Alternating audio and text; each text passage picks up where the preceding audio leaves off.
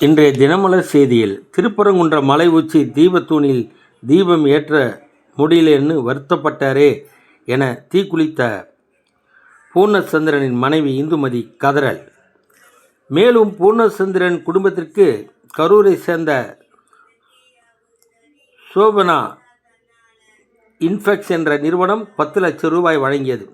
இந்த தீக்குளிப்பு விவகாரம் 300 ஆண்டுகளுக்கு முன்னாலேயே ஐரோப்பியர்களின் படையெடுப்பில் அப்போதே ஒரு குட்டி என்பவர் தீக்குளிப்பு செய்திருக்கிறார். இது இந்திய சரித்திர களஞ்சியம்.